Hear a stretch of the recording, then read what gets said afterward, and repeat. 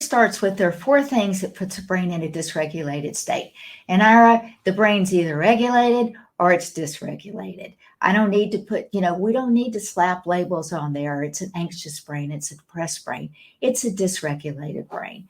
Genetics play a big role, physical head trauma, the story of my son. I've been in ICU twice with brain injury, emotional trauma, and I don't wish it on you. But if you're living life, you're going to experience some emotional trauma and stress. And after COVID-19, we have all met stress in a whole new way. Welcome back, everyone, to the Geeks, Geezers, and Googleization Show, the home of Googleization Nation, where we talk with HR and business thought leaders about the crazy, never normal shift going on all around us. Our goal is to bring you ways to reimagine tomorrow and explore the ever-changing convergence of people, business, and technology. Here is your host, Ira Wolfe. Welcome back, everyone, to the Geeks, Geezers, and Googleization Show. Thank you for being part of Googleization Nation. I'm Ira Wolfe. If you think this is just another podcast, think again. This is the voice of the most important conversations on the future of work confronting business leaders and people today. Our goal is to bring you ways to reimagine tomorrow and explore the ever-changing convergence of business, technology, and people.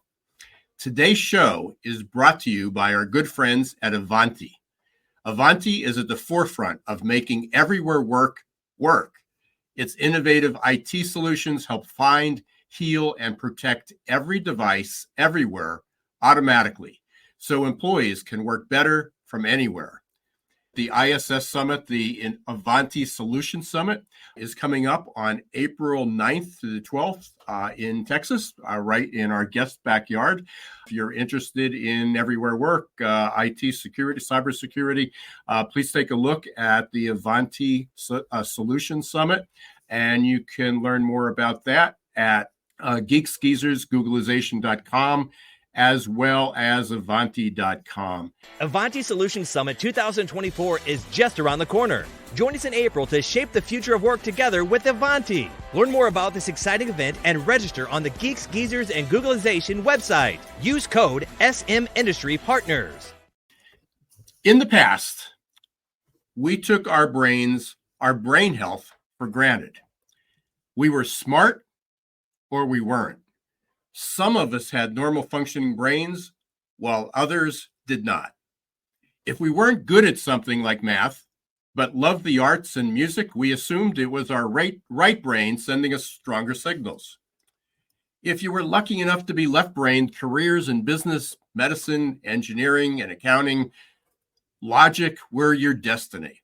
And once you hit the ripe old age of 50, it was pretty much all downhill from there.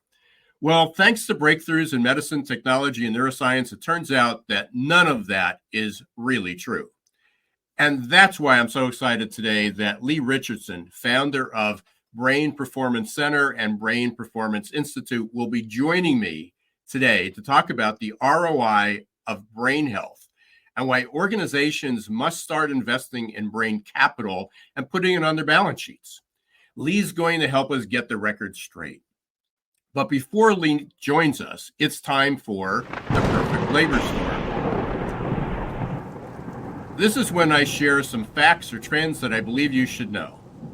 According to Harvard Business Review's article, Neurodiversity as a Competitive Advantage, people identified as neurodivergent often have a unique ability for understanding complex mathematics, recognizing obscure patterns in data, and or memorizing intricate details. Moreover, they also possess an unmatched level of concentration and imagination. With as many as 1 out of 5 people being identified as being neurodivergent, it comes at a time when employers are struggling to find enough skilled workers with the smarts to compete in today's topsy-turvy world and have the ability to focus. Neurodivergent workers have those exact skills employers are seeking. And yet, the unemployment rate for neurodivergent individuals in the U.S. is as high as 30 to 40%. Compare that to just 10% for disabled and a U.S. national average that has been hovering well below 4% and currently at 3.7. Well, we've got a lot to talk about with Leigh today. So who is Leigh Richardson? I met Leigh just a few months ago at the Wharton Neuroscience Summit in Philadelphia. Leigh studied human behavior for over 30 years. Her initial focus was on organizational behavior, but she shifted to human behavior in 2003 after her son had a traumatic brain injury. Leigh became board certified in neurofeedback in 2005, interning and working with a neurologist. She founded the Brain Performance Center in 2009, and utilizing that experience, her MBA and counseling degrees and board certifications, she offers state-of-the-art solutions for brain problems, working with individuals with anxiety, depression, ADHD, autism, traumatic brain injuries, and PTSD. She founded the Brain Performance Institute and in 2021. Let's get a big, warm welcome, Googleization welcome for Leigh Richardson. Hey, welcome, Leigh. Thanks for having me, Ira. Good to see you. It's just a couple weeks ago I was on your show. I know. Similar how I'm approaching the new world, the neuroscience and future of work. So excited to have you here for sure. Well, we both like talking about the same things, that's for sure. Yeah, absolutely. So let's start out here. It's always fascinating to hear why and how our guests got interested in what they do, and also not only interested but passionate about what you do, committing your life to it.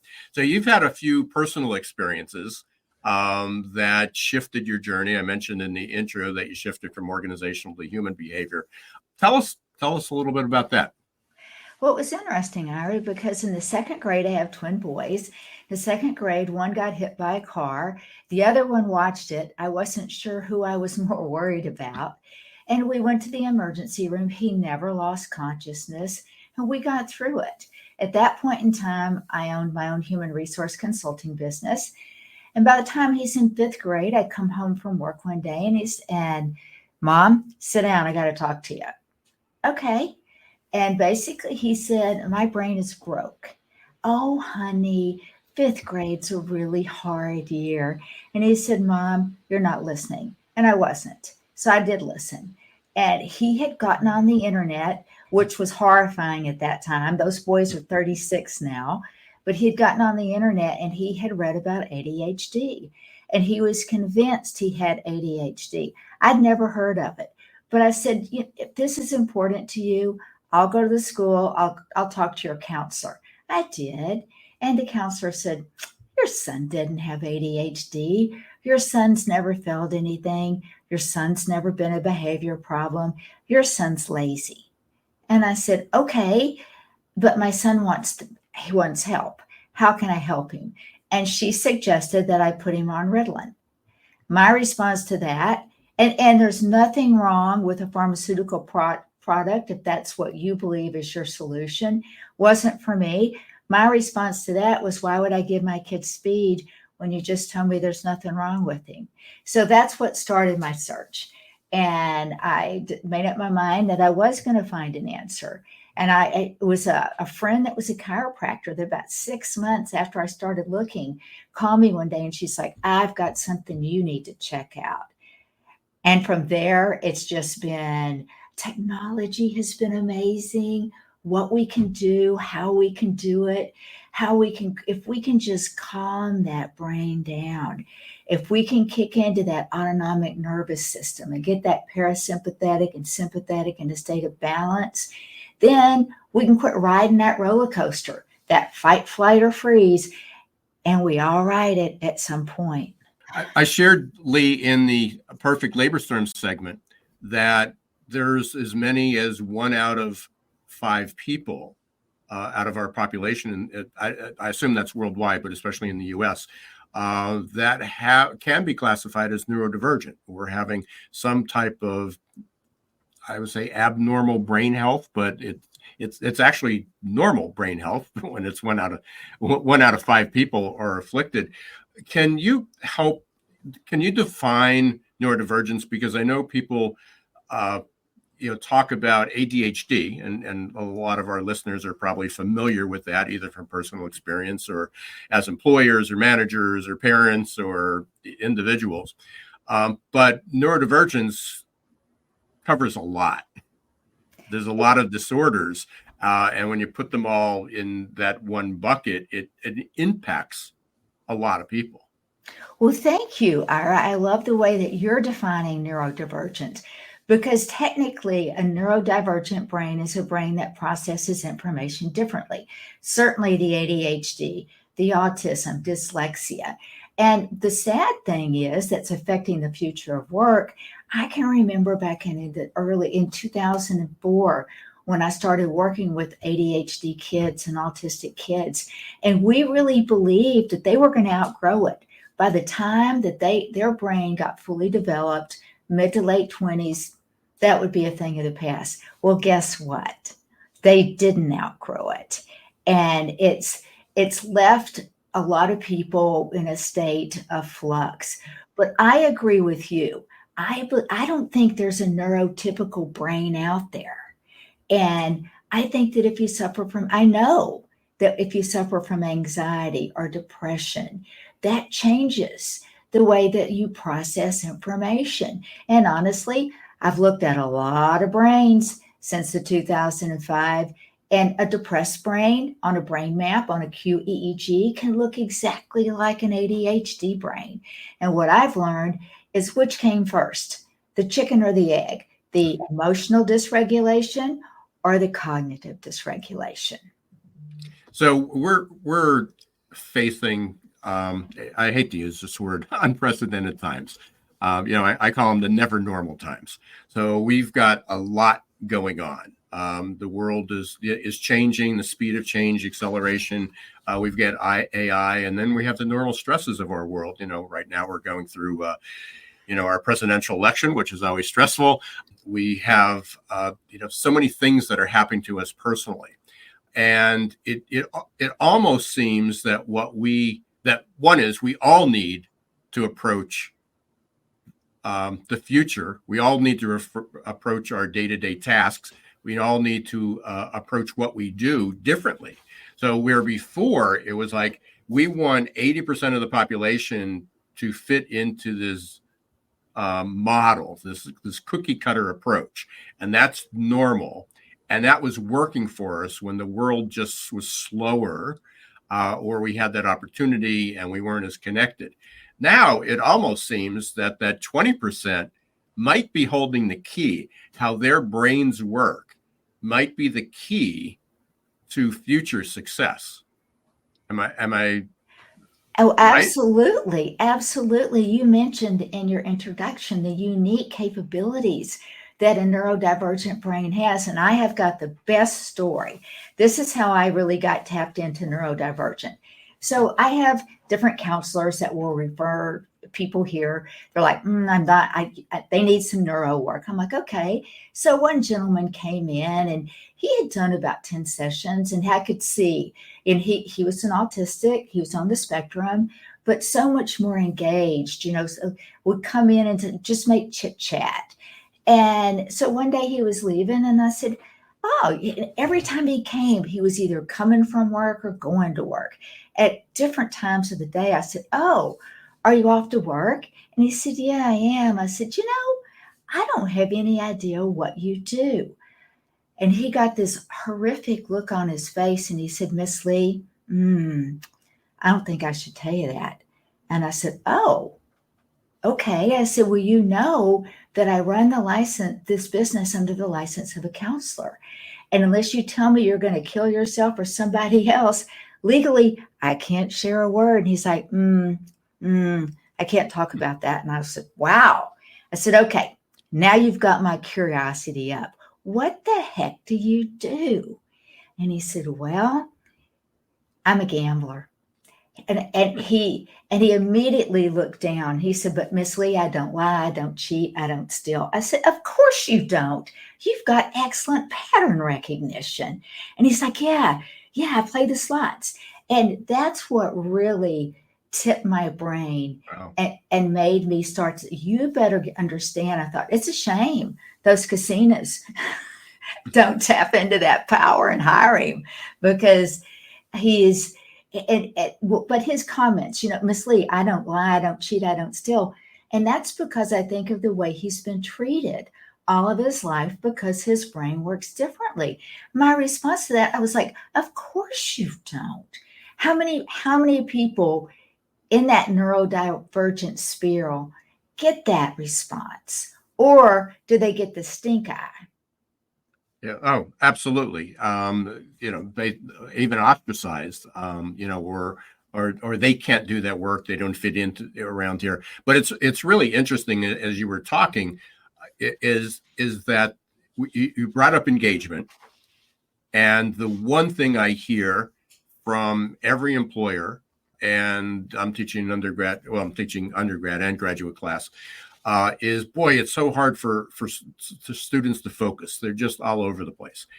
And yet the population that, or what they're looking for, is employers exclude them when they're looking for people who can focus and be engaged. They ignore this neurodivergent population because they don't fit in around here. So we want people that focus, and we want people who are engaged, but not like them. I don't know what I'm missing, but it's something in there. But if we, and let's broaden this beyond the neurodivergence, and talk about, it was a relatively new concept that I was just introduced to over the last year. So I went through, how I got through Wharton was through their executive program, and there was a certificate program on neurodivergence, how it helps get better business results. Fascinating. And then had the opportunity at the summit to meet you, but the focus was on brain capital. So I'm not sure that our listeners are really aware of what brain health and brain capital is, because if you and I surveyed 1,000 senior business leaders and said, we asked them about workforce transformation, change, artificial intelligence, and one of those things on the list was brain health and brain capital, my guess is that it would be at the bottom, or pretty close to the bottom of priorities. And I second that guess. And that's how the Brain Performance Institute emerged. The Brain Performance Center, I worked with just individuals, but a lot of those individuals owned businesses. And so they would see a difference in themselves, and they would say, wow, it would be great if I could help my team, or if I could put some initiatives in place. And so that's the Brain Performance Institute emerged from that. But what we don't realize that, the brain's not fully developed until your mid to late 20s. The 30s are rocking.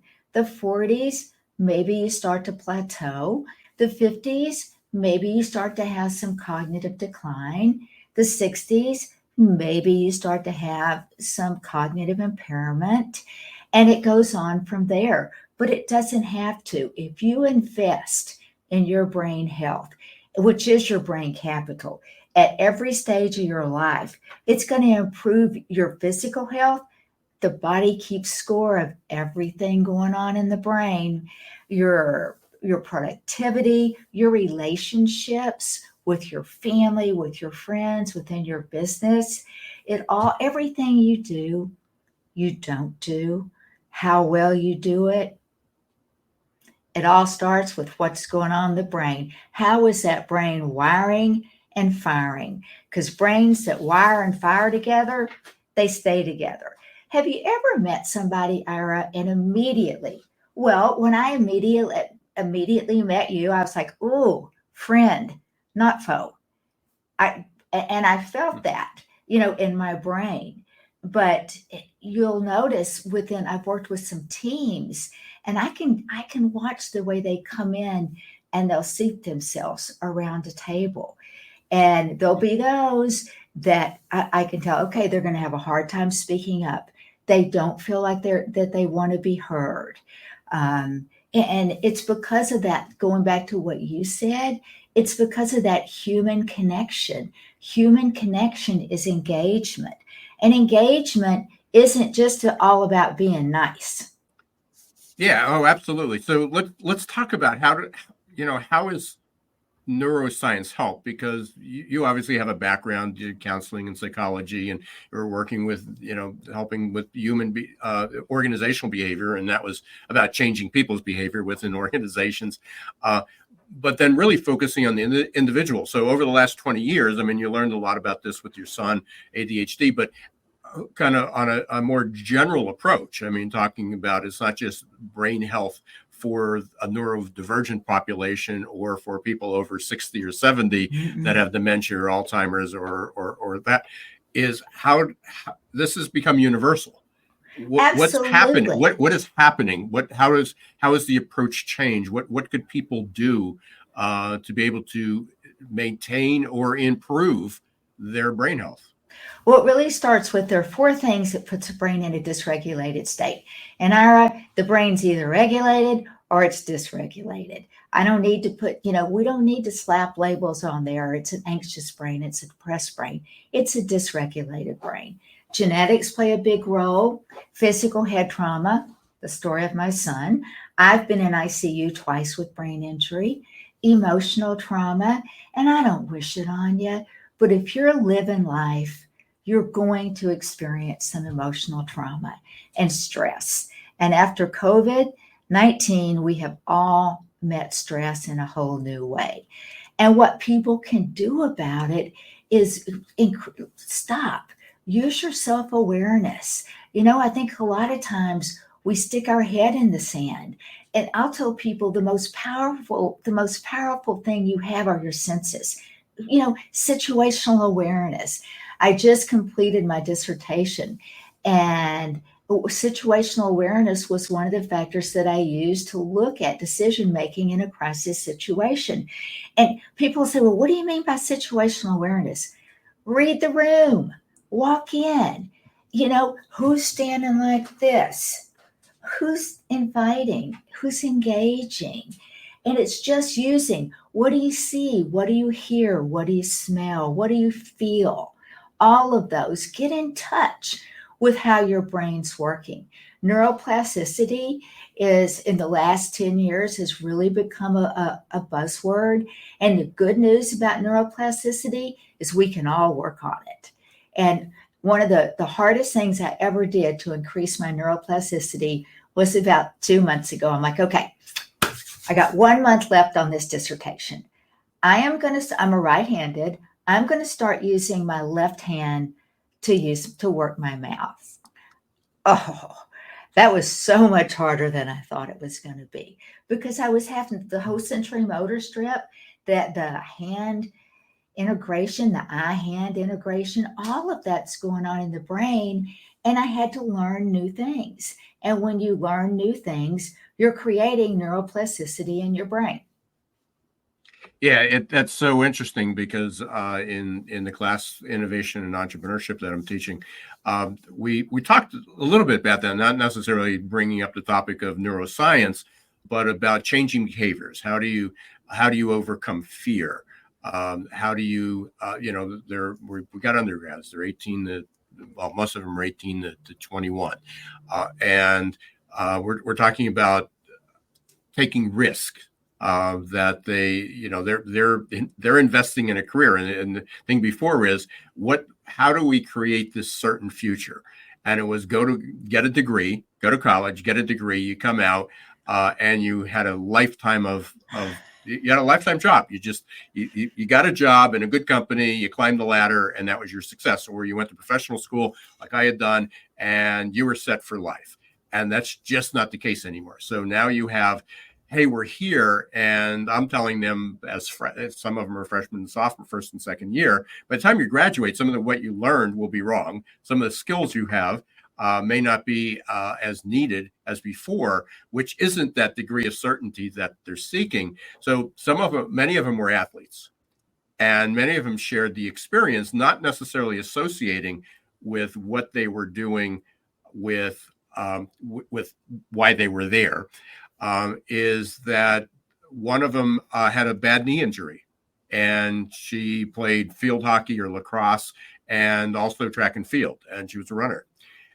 And she had to learn how to run differently because she realized that although she got a scholarship for this, she was doing it incorrectly, and she started to get injury after injury physically. We had another one that had an injury to a shoulder and had to rehab it, and in the meantime learned to reinforce, I can't remember if it was right or left-handed, but whichever it was, the opposite side, and actually became ambidextrous in it must have been baseball, because he became bilateral. He was able to hit both ways, right? So he became more dexterous, ambidextrous in that regard. But we tend to disassociate that. That's like we learned physically how to do that differently, but it was controlled by our brain. Absolutely. And that's the hard part. It's because the brain has this philosophy, use it or lose it. If you stop using certain neural pathways over time, they will shut down. And because the brain puts off enough energy to light a small light bulb, and it takes every single bit of that to make all of this work. So if you're not using it, the brain's like, boop, I'll send it over here. It can be better used over here. And I think that comes with self-awareness, with becoming aware of what brain health is. It's, probably one of the most fun interviews I did on radio was when Elmo put out on social media, how's it going? And the response to that was incredible. People, all ages, opened their heart to Elmo. And basically what Elmo was saying, I thought, well, Elmo's really reinforcing what I say. Check in with yourself. Check in with yourself every day. How's it going today, Leigh? What do you need? Oh, I need to go to the gym. Or, you know what? I'm lonely. I need to have lunch with a friend. But check in with yourself. And we do not have the time for that. We are going to take a short break, but when we come back, I want to kind of gear this back to the workplace. So we've got a lot of employers here. We got both employers and employees. And, one of the biggest struggles that people have is what work's going to look like. Things are changing. Either the environment's for sure changing. The marketplace is changing. Companies are changing. There's a lot of uncertainty in the world.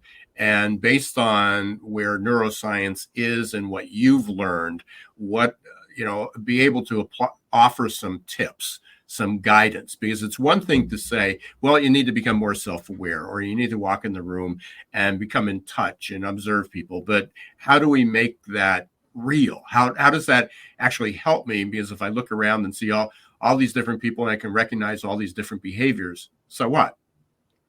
How does that relate? So we're going to take a really quick break. We will be back. We want to thank everybody for watching and listening to Geeks, Geezers, and Googleization. We've got Leigh Richardson on having a fascinating conversation about brain health and brain capital. And when we come back, we're going to try to wrap this bow on it about how do companies and individuals get an ROI?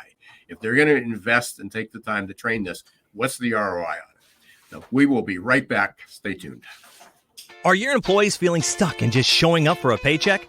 Is your workforce working harder to get back to normal than adapting to the future? It's time to help them break their addiction to certainty and develop a growth mindset.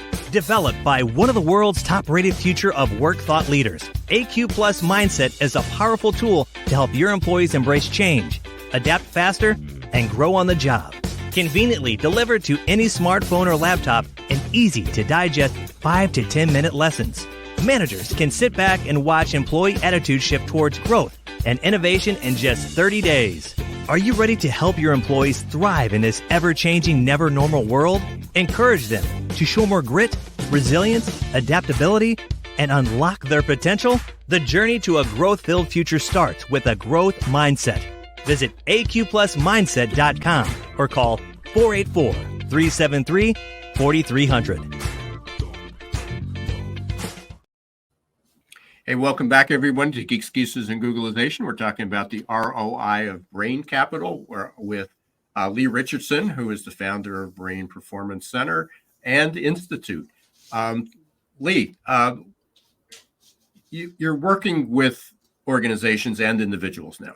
What are some of the can you share a success story? I mean, what does it look like at the end? And then let's work back. Like, how did you get to that point?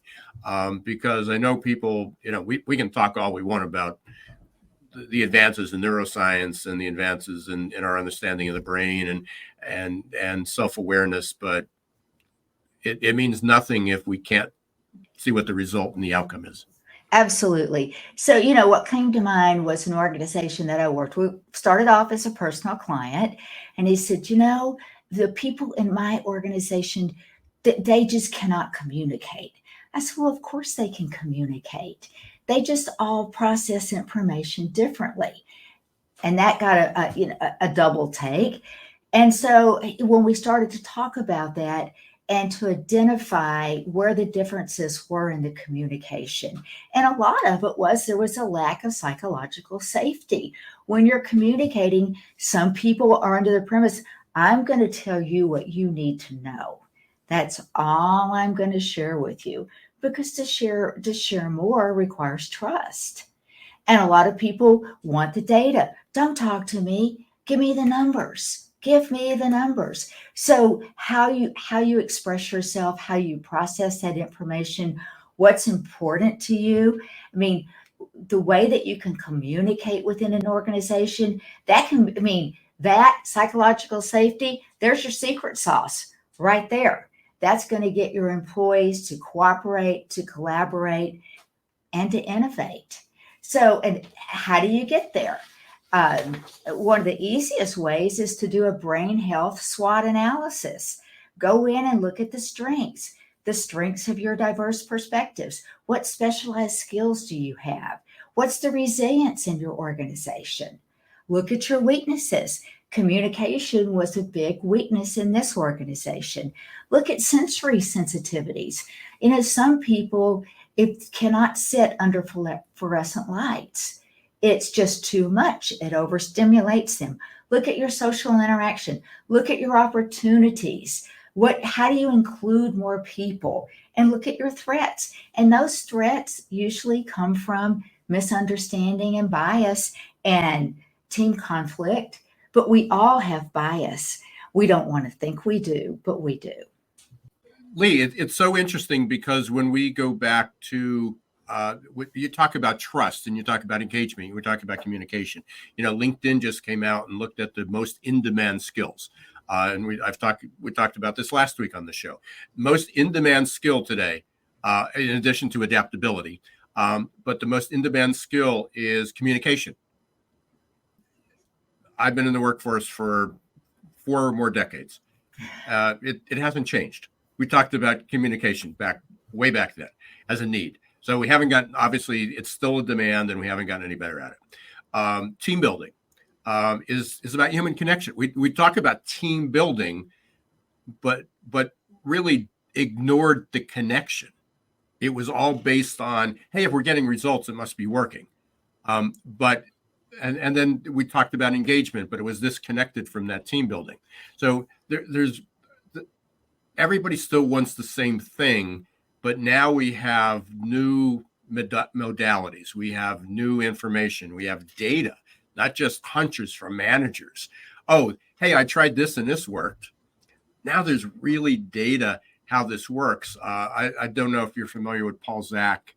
Paul is a neuroscientist, and he's been on the show, but he's got a company called Immersion. And the ability to measure how immersed, not just engaged, not just attentive, but how immersed our bodies are, how connected we are. And I still remember the first time we talked, he held up his watch because it's nap. And he held up his watch and he pointed to it, and it was like 80 something. And I said, okay, is that good or bad? And he said, no, we're in sync. We're in connected. We have flow. We're going together. So there are ways to be able to measure everything that we used to just throw out as words and terms. And as you're describing what companies need to do that connect, build connection, um, improved communication is now just let's not go through the exercise of, oh, we had a seminar on communication, we had a seminar on team building. Now, the ROI of that is we can really, really measure how connected people were. Are they communicating better? Not just that it sounded better, or that people said, yeah, I think it's better. Oh, good. Okay, so it was an effective seminar. Well, it's interesting to me because it all starts with communication. Everything we do, and that neurodivergent, if we want to be technical, that workforce that's neurodivergent, they communicate differently. Maybe they don't look you in the eye, and it's not a sign of disrespect. It's a different social interaction. And maybe they will sit in their office in the dark because that's where they're comfortable. But I can't tell you how many clients who said, I hate going into work. Everybody knows I have a problem with anxiety. And so I can see when I walk in the door, they're checking me out. Am I okay today or am I not okay? Can we talk to her? Can we talk today, or am I going to get my head bit off? Right? Yeah, and you got it. Yeah, it's so challenging. So it's really interesting because we certainly focused on the future of work, and we talk about remote work and hybrid work and people coming in the office, and yet there's this there's CEOs that want everybody back because it's certainly more comfortable, or they have real estate to fill, whatever reason that they have, and yet the COVID pandemic, this isolation. And this going home, I mean, there's the downside to it of isolated and loneliness and people who do need that connection. So there's some people who do need to be in the same room with other people. But there are people that became much more productive during that time. And yet it's still going back to this blanket universal, let's bring people back to the office and put them under the fluorescent lights in open cubicles. And they just have to get over their anxiety. Well, and as well as I do, that is not going to go smoothly. And it's not. It's definitely not. But it's more than just not going smoothly with the internal workforce. What about, the companies that really have the competitive edge, they're the ones that are socially responsible. And they're the ones that pay attention to what their employees need.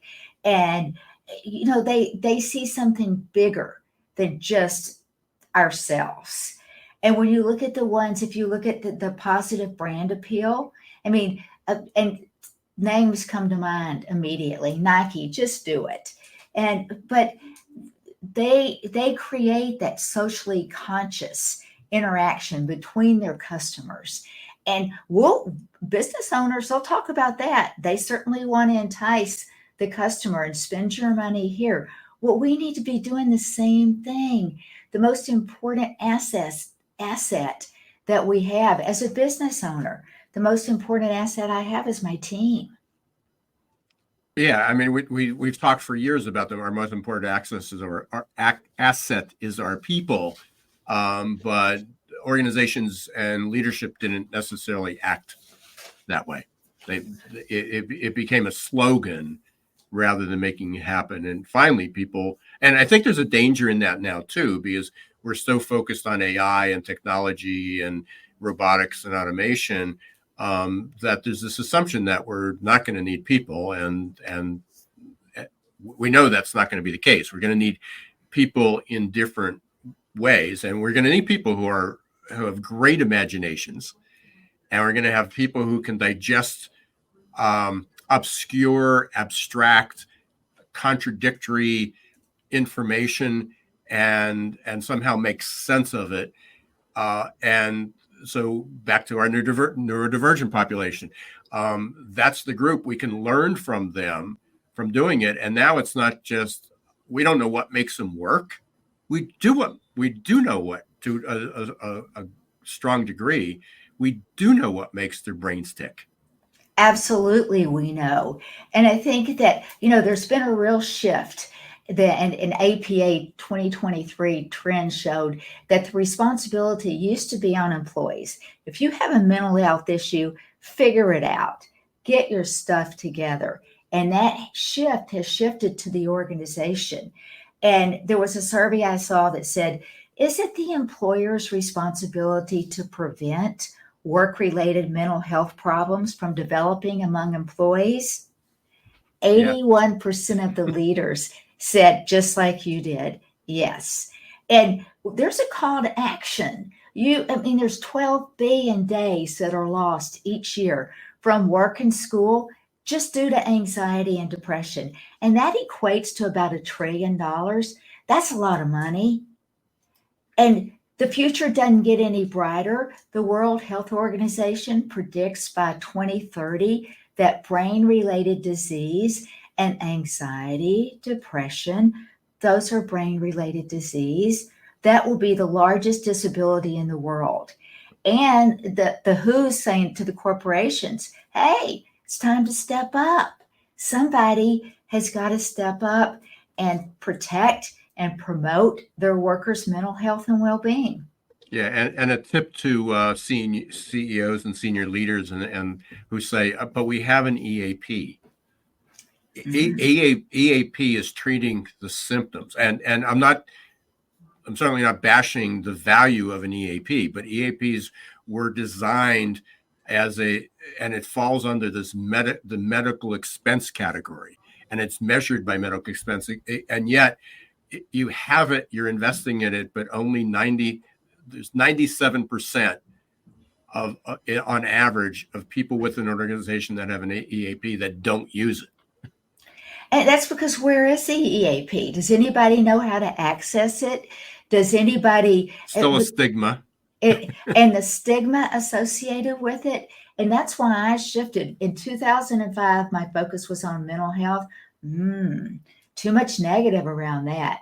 So, and that's when I wrote my book, Turn Your Brain On to Get Your Game On, to help people to understand it's okay to not be okay. And so I thought, well, if I just quit calling it mental health and I call it brain health, that'll reduce the stigma. Well, it did for me and you. Yeah. I don't know about anybody else. Yeah, no, absolutely. Unfortunately, we're coming up toward the end here, and there's a couple things that I like to do as a wrap up. And one final question to you is, was there a question I should have asked you that I didn't? I approach brain health as a conversation. And one of the things I've learned a long time ago is not to set expectations. So I enjoyed, I think that we talked about, so we made some really important points. And I think that I hope we increase the level of understanding in corporations about neurodiversity. If I can check that box, I'm quite happy. Excellent. Thanks. So here's one of the most fun parts of the show. We call it the lightning round, and I ask two or three questions just to get to know Leigh, to share some things. So what if you were a car? Okay, if you came back as a car, what type of car would you be and why? Well, I just got a Porsche, and I absolutely love it. And why is because of the performance. I'll be the brand person here, but a Porsche is all about performance. And that's what, human performance, brain capital, it's all about performance. If there's one song or one band that comes to mind, that your go-to song or band, who is it? Well, I grew up with the Beatles, and I still, when I find myself in a reflective, mode, I'll go to the Beatles. Okay. Good. And it might, I'm sure somebody mentioned someone from the Beatles in the past, but that's great. Final question. What's something people often get wrong about you? I think that they get wrong about my motivation. Do I absolutely want to create social change? And that's really what drives me. That's what drove the PhD program. That's what has driven the WBENC certification is, yeah, I do want to help people, but I want to create social change around that on a bigger level, because it's okay to not be okay. Yeah. What a great message to end on, for sure. Leigh, how can people get in touch with you, learn more about your institute and the center and your book? Just go to that. We're on social media. I'm on LinkedIn, Leigh Richardson, and we're on Facebook and Instagram. We have that good old-fashioned Brain Performance Center website, and I've just put live a Brain Performance Institute. So we're there. We're on social media. Love to hear from you. The first step with doing business with the Brain Performance Center is a complimentary consultation. So call the office, 214-329-9017. Set that up. Excellent. Thank you so much, Leigh. It's great to have a conversation again, and really fortuitous that we connected back in November. Hopefully that journey continues and continue to learn a lot more about you. Congratulations on your dissertation, and hopefully that goes well. We'll stay in touch. And I know you got your another visit to Philadelphia coming up, and hopefully that's as rewarding as you hope, as you want it to be. Thank you so much for having me, Ira. I look forward to next time. Absolutely.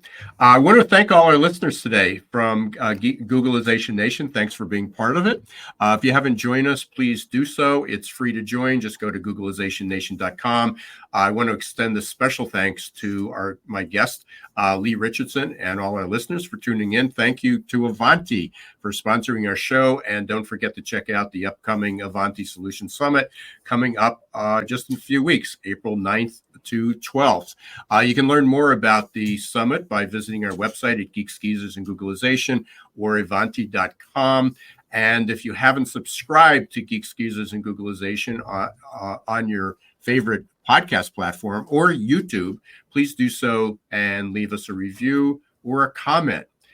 And until next time, don't let the shift hit your plans. Thanks for watching Geeks, Geezers, and Googleization. Be sure to listen to the podcast and follow us on YouTube. This show was produced and edited by Hilton Productions.